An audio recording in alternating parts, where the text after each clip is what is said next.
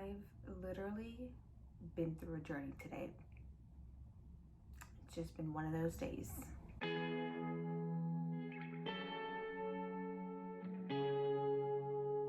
Hello friends, welcome back to my channel. So I just finished filming my September wrap-up, but I don't know if you guys would want it. So let me know if you guys want a September wrap-up. I'm not sure, but I kind of just want to talk about, like, I don't know.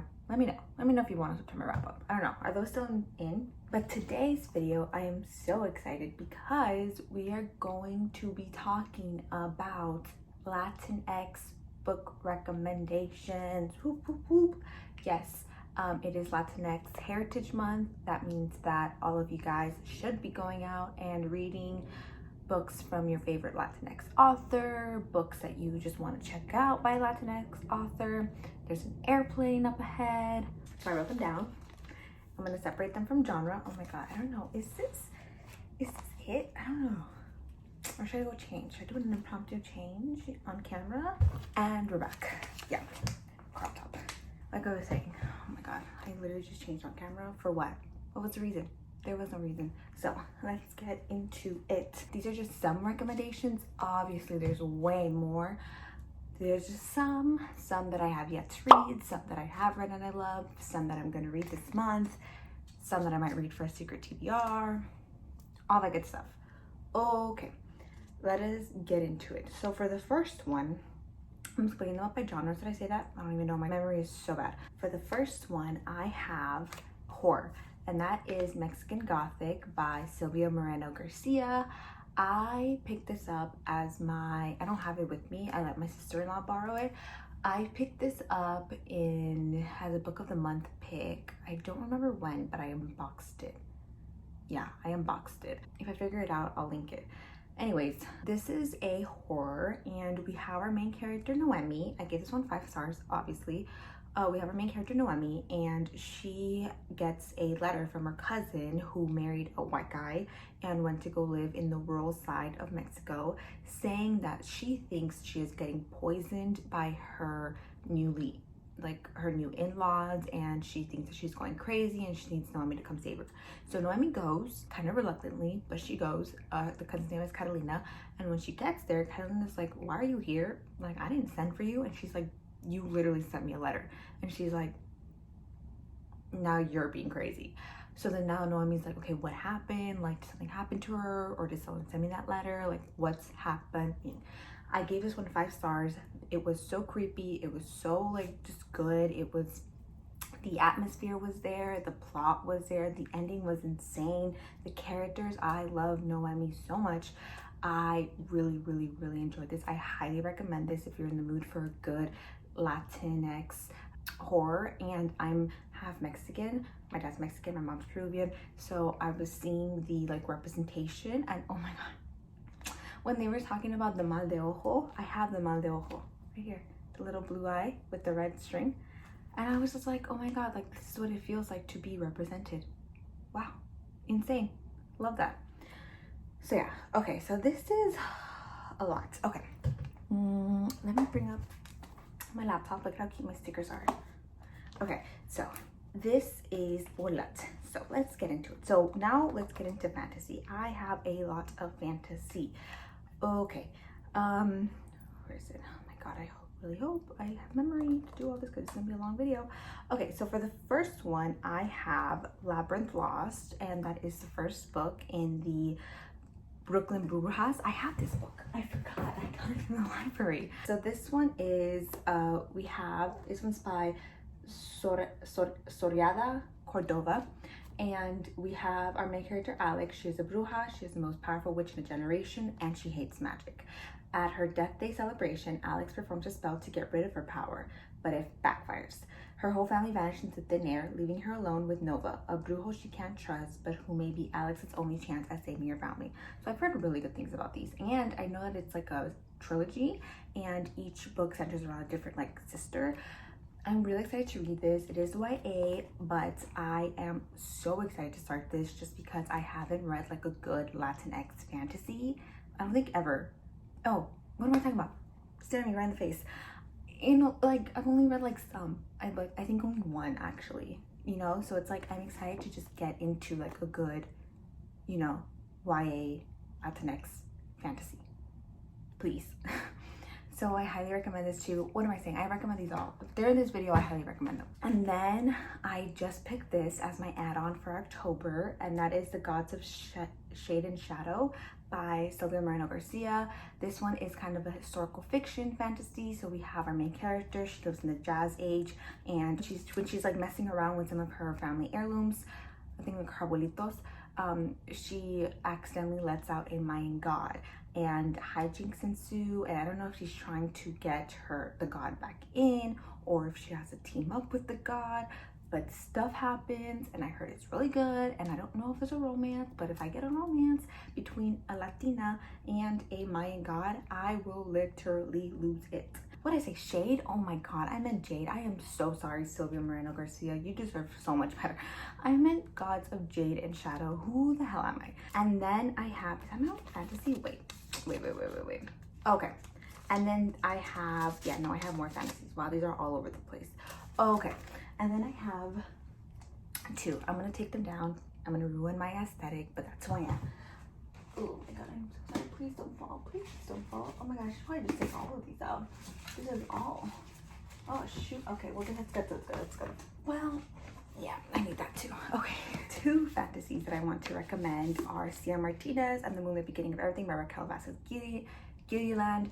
I already talked about this. I will link that down below. You should all go read this one. It's so good. And a book that I'm hopefully going to start soon is Cemetery Boys by Aiden Thomas. This is I don't know if it's trans, yeah.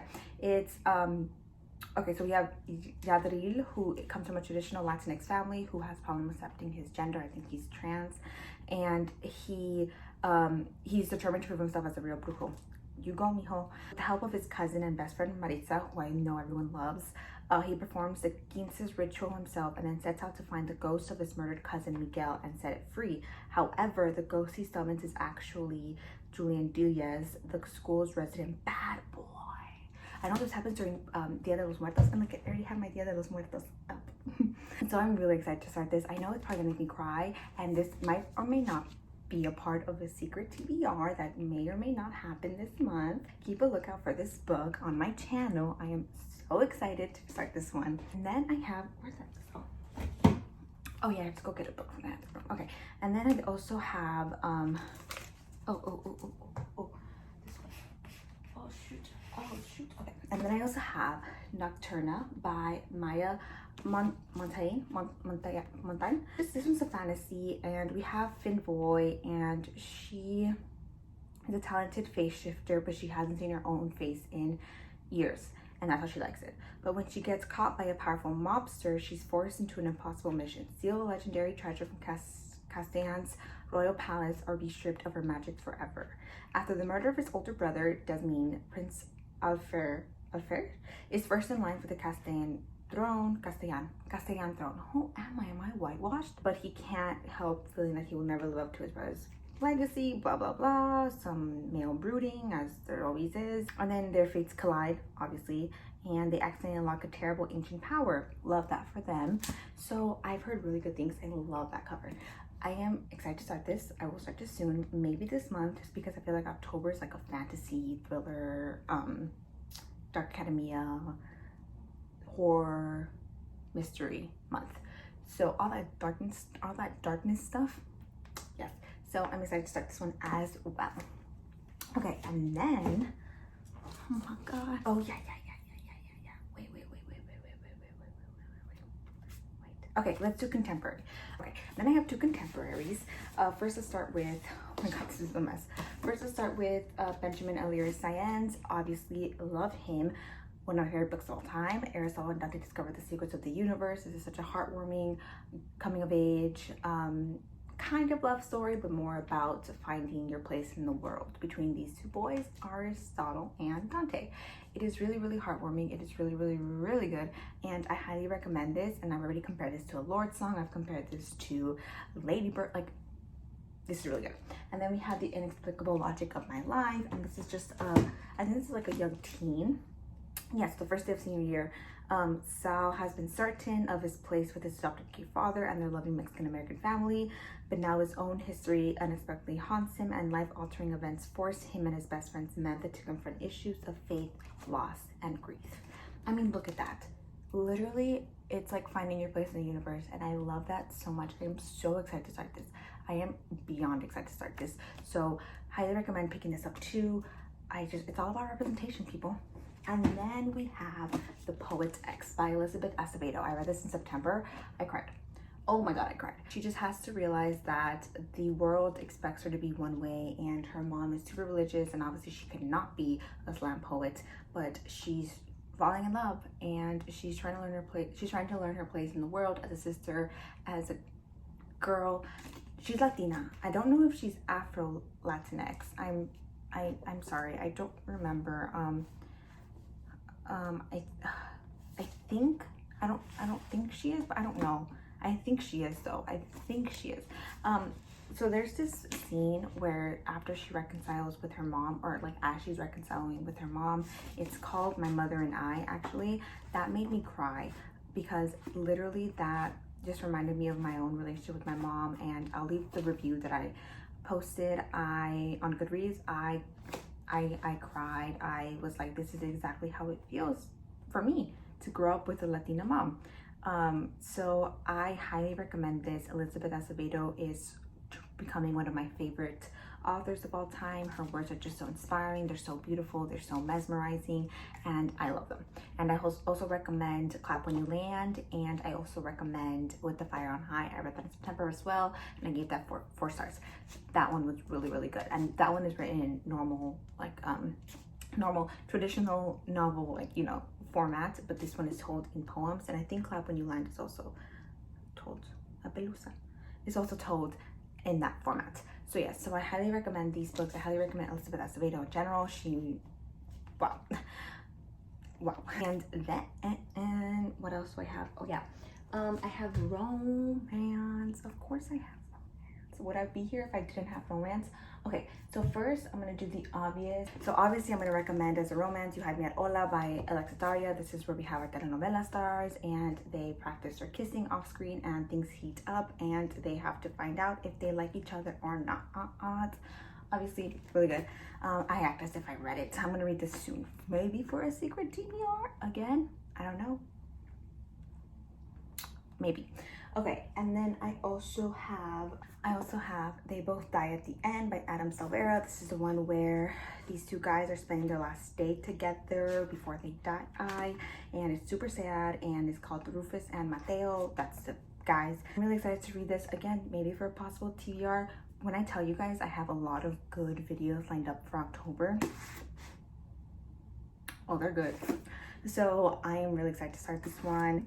Okay, this was sent to me. Can you believe that? I got a book sent to me by Harper Teen. Thank you so much, Harper Teen. This is Miss Meteor by Taylor, K. Mejia, and Anna Marie McLemore. This one is Sapphic. I think it's Sapphic. Yeah, like 99% sure it is. So we have our two ex-best friends, and one of them has like a fatal secret, like she's gonna die. But she realizes that if she wins this beauty pageant, that she can live, but she needs the help of her ex-best friend, Chiqui Quintanilla. Yeah, and the girl who's gonna die is called Lita Perez. So we have Lita and Chiqui. I am really excited to read this. Look at that beautiful cover. I'm reading this actually currently. That's why I went to go get it from my chair. So I'm really, really, really excited to talk to you guys about this. I'm gonna read this for a TBR too. Wait a minute, I'm saving this. I'm saving this for my secret TBR. Oh my God, look at me. Look at me planning on camera. Look at me, who'd have thought? Not me. I don't know what genre this is, but this is We Set the Dark on Fire by Taylor K. Mejia. And this is another Sapphic relationship, yes. So it takes place in this school called Medio School for Girls, and we have distinguished young women are trained for one of two roles in their polarized societies. Depending on their specialization, a graduate will one day run her husband's household or raise his children. But both wives are promised a life of comfort and luxury. So we have Daniela Vargas, and I think so her marriage is fast approaching to a political son. However, she has a truth. I'm really excited to read this. Yes. So I am really excited to read this. Yeah, I'm really excited. I think it's the second book to this. So I think I might read that one and then I'll read this one. Yes. Yes. What else do I have? I have Worst Best Man by Mia Sosa. This is the one where the girl is the maid of honor, and she falls for her best friend's fiance's best man, but the fiance broke the heart of her best friend. So now she's like, can I fall in love with you, or is that betraying my best friend? So I'm excited to read that one. I think I have that on hold at the library, so that should be coming soon. What else do I have? Oliver Acevedo, yes. I think I have one more that I have to go get, but I think that's it. Oh, and then I really want to, this was an upcoming release, and it's called A Cuban Girl's Guide to Tea and Tomorrow. I don't know, hold on. It's by Laura Taylor Namey, and this one is, Goodreads. This one is, okay, so we have a teenage master of Cuban cuisine, Laila Reyes, is eager to inherit her family's Miami bakery along with her sister Pilar. But then between spring and graduation,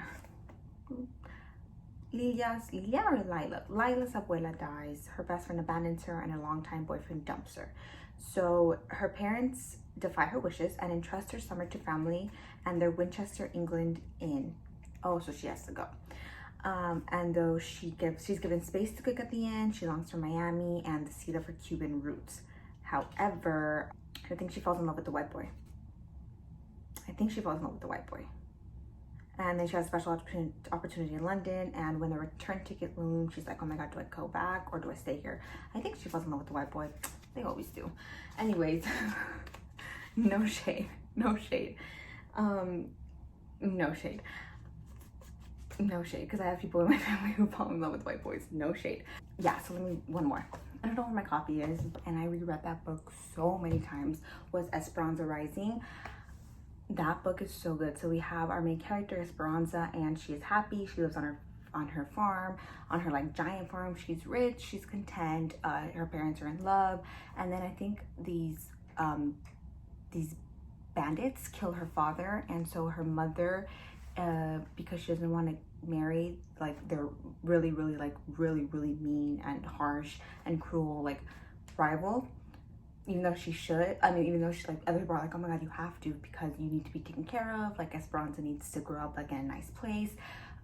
She's just like, no, like, I would rather like escape than marry him. So they escape and they have to work for a living now, and it's basically Esperanza is thrown into this whole new place where she is now a worker, and before she was this really rich girl. It's really good, and I highly recommend it if you're in the mood for any middle grade and still want to read Latinx books, and I loved it. That was probably the earliest times where I felt represented as Latina. I was like, this is amazing. And I read, oh my god, I don't know where my copy is. It's like it's like the spine is broken, like the pages are like bent. I love that book. Okay, is that it? This was very chaotic. That's who I am. Yeah, that's it. Oh, okay. I have mixed feelings about this. Hopefully I have enough space to talk about this, because look what I read. So, Red, White, and Royal Blue, right? I'm really excited to read it. This is one of my most anticipated reads, even though it has kids come out already. I mean, I bought like a second copy of it just because I wanted it in hardback. So we have our main character, Alex. I know he's Mexican, and his mom is the first woman and Latina president. And I know this is like very like represented like in Latinx, and very represented in the LGBTQ. So It's not written by a Latinx author. It's written by a white girl. However, see, I don't want to be like, we should take any crumbs that we get, because I know this is a very popular book. So I'm like, we should just like be happy with what we're getting. But, and I know people have had really harsh criticisms about this, because apparently the Mexican stereotypes are really played out and like really leveled up. So, I mean, I don't know. I have to read it and I'll let you guys know how I feel about it. I don't want to, you know, overgeneralize too much, but I do know this is a Mexican main character, and I don't know, we'll see. I kind of really wish that this book was written by a Latinx author, just because I feel like the amount of good stuff that we would have gotten from Alex's, like the mom probably, I know for a fact the mom would have had like a Rosa de Guadalupe shrine up in there. They would be serving like tamales and pozole and menudo for Christmas. Like, oh my god, it would have been good. And I don't think it's like that, because like I said, there's a lot of criticisms about this. So I feel like if those were included, no, everyone would be happy. But like I said, I don't know, I'll tell you guys about it. I know what I'm talking about right now is kind of controversial, because it's such a good book, and I know it. I'm gonna give it 5 stars. I know it's a cute book. I just know it. I know myself, and I'm gonna give it, but I can have my opinions, and those are my opinions. But don't worry guys, I'm probably gonna give this 5 stars. Don't worry. Okay, that is everything. I hope you guys like this. I hope you guys pick up at least one of these books. Please go support your Latinx authors. Please go support your Afro-Latinx authors. And yes, Afro-Latinx is still Latinx. I hate that discussion. I hate that. Also, let me know if you guys do want my September wrap up, but like now looking back at it, I can just say it now. Oh shoot, I should probably do a September wrap up, because I really wanted, or I can just do a book spotlight, A Song of Wraiths and Ruined. I would want to talk about that. There are some books I really do want to talk about, so I might do a September wrap up, maybe. Okay, so that is it for me. I hope you guys liked this. Yeah, please go pick up at least one of these books, and I try to recommend it, and leave me more recommendations, because I could not for the life of me find like a good mystery or suspense Latinx book, and I searched. So yes, leave me some recommendations too, because I always want to pick up more Latinx books. That is it for me. I hope you guys like this.